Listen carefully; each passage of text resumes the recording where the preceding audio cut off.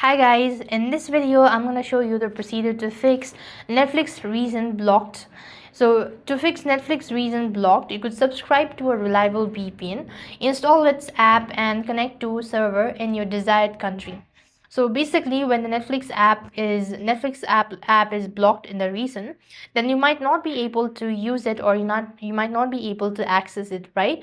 So with the help of VPN you might be able to access Netflix. However, this is not completely reliable. In some cases it might not work as well, but you can give it a try. So what you want to do is install a reliable VPN.